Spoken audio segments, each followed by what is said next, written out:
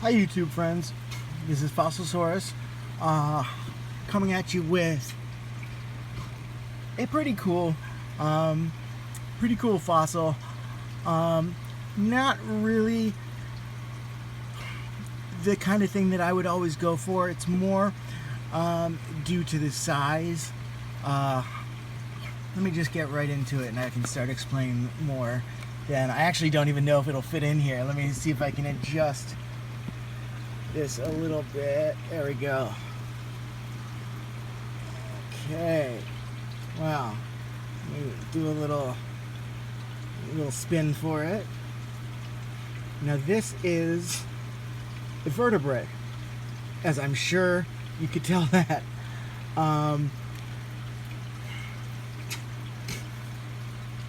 This is very hard, impossible to totally define. The best that can be done is to narrow it down, not entirely by the look of it, mostly just by what's found where, which is not always the best thing to go by, because every place that something is known to be starts with a single fossil. So a single fossil found somewhere where it has never been found before doesn't mean that it's not that animal. It could just be the first one of those fossils found in that area, which expands the living range of whatever animal. So while that's a very, very small chance, I very much don't like it how people will exclude things just because of it not being found in that area before. I mean, I don't know how likely / unlikely. Maybe it's like 99% unlikely, but maybe it's like if it was like 70% unlikely, that's likely enough to not exclude it. But anyway, going by what the information I could get from people was, which largely is based on the location and what animals are found where. This is a basilosauride, which is very cool. I love Basilosaurus and basilosaurides, and that whole family. But it's not the same thing. It's a much smaller version called Cynthiacetus. Not named after a person. It's named after like Cynthia, Mississippi, I think. Now this was found in Georgia. So it was in same general time period as Basilosaurus, 40.4 to 33.9 million years ago. 33.9 million years ago is the extinction event, the cooling of temperature and lowering of sea levels and so on. So a lot of actually all of the basilosaurides died out at that point. So any Basilosaurus relative died out 33.9 million years ago. Now these guys very similar. Almost all Basilosauride family members had the same general jaw / teeth setup. Very gruesome looking, very gnarly looking, very cool looking. So that's one way to, if you find the jaw, or especially jaw with some teeth, or maybe just some teeth. If there's multiple basilosaurids in the area, that makes it difficult, if not impossible, to differentiate by teeth, though. So it's kind of a catch-22. Some things about them having the same look can make it easy to define, some can make it harder. But this is apparently a lumbar vertebrae, which is lower back, I believe. Now, it looks very cool like this. Looks like it's a solid thing, but it's not. Unfortunately, when it was found, it was exposed. So that is what it looks like from the side. Here's Another look. This is the other side. This is the surface that was definitely exposed to the water. The tide, the waves were going over it. This generally has been broken off. It got weaker here and pieces shattered off. I mean, pretty clean breaks and stuff. So, much less impressive from this side. I really hate that. But it's flat on the bottom, so it's easy to display like that. I could put it on the wall with hooks like that, hold it into place, or put it in a cabinet, something like that. And it has a beautiful flatness to help it stay up nicely. Now these, like I said, these were much smaller than actual Basilosaurus.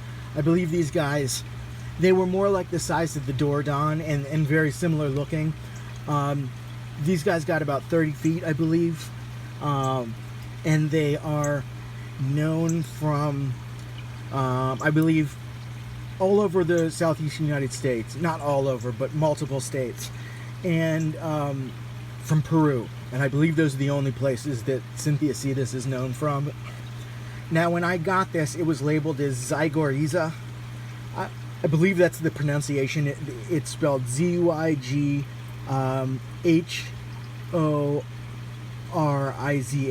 I believe. So Zygoriza is just, or Zygoriza is my best guess. I've never heard it actually pronounced before. And it was a close call. But the big thing is that Zygoriza has never been found in Georgia yet. So that's what I'm saying. That's what I was saying before. For all we know, it could be a Zygoriza that was just the first one that's been found in Georgia. Not likely. Multiple experts told me that this is Cynthiacetus. Again, I think mostly going by the location, which is not foolproof. But, so I'll go with the experts on it. When I saw this, I'm not the biggest fan of mammals and whales and stuff like that. Generally, it's just Basilosaurus. That's really the only mammal that I have much interest in. But the more I learn that the whole family is very similar. So I'm into the whole family. And when I saw it was a basilosauride, and it was relatively cheap. It was actually very cheap. It was being sold by the person who actually found it, which is a lucky thing. It's a way that things get sold relatively cheap. Unless, of course, they're experts, but a lot of people are not super experts. They're experts with the little bit of research that they do from things that they find or about things that they find. But, so I was very lucky about that, and I decided to go for it. Basilosaurus or not, it was still a pretty gnarly animal. Still basically a little Basilosaurus. Could have been the largest, I just don't know. Could have been the apex predator in the area. I just don't know. I would guess it is. Oh, if it wasn't, let me use past tense. If it wasn't the apex predator, it must have been very close. But I would guess that a 30-foot basilosauride would probably be an apex predator, as long as Basilosaurus wasn't around. Off the top of my head, I don't know if there are any or many Basilosaurides in that size difference between like 30-ish feet and 65 feet or 55 feet, 50 to 65 feet.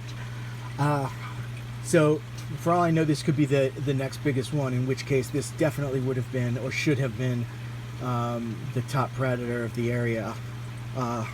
But if it was in a place where Basilosaurus was, this would have just been food still, which is very cool. And I guess it's possible Basilosaurus may have just not been found this far east. It definitely has been found Middle America, and probably not too far state-wise, like maybe just a state or two away. So, and now, well, Basilosaurus fossils are very common to find, so it's probably very unlikely that somebody's going to find one that's going to suddenly open up more of an area for it, since how common they were and the fossils were. But I guess it is always possible. I mean, it's not too far. I guess it depends on how far the sea that it was in goes over. It may have connected. I really, unfortunately, do not know too much about that. I'm not a big Eocene, Miocene. I'm not really a big fan of post-Mesozoic. Basilosaurus is pretty much the only thing post-Mesozoic that I'm interested that I'm interested in collecting. I mean, there are some things like terror birds that I'm just absolutely gaga for, which are post-Mesozoic, but you will never, ever find a terror bird fossil for sale. So it's hard to even count that when I'm talking about fossils. So, but that's the little bit of information I can give you about this. Pretty cool. Size makes it pretty cool. Basilosauride makes it pretty cool. As long as you look at it from this side, it looks very cool. So, if it was much more, I wouldn't have paid like a significant amount for it, but I got it for a very good deal. So, but anyway, thank you so much for watching the video. I really appreciate it. I hope you guys will give me a like. Some people hopefully subscribe soon. Thank you very much for your time, and I hope to see you guys in my next video. Or I don't know if that's the way to put it. I hope you guys will be there at my next video. Be here.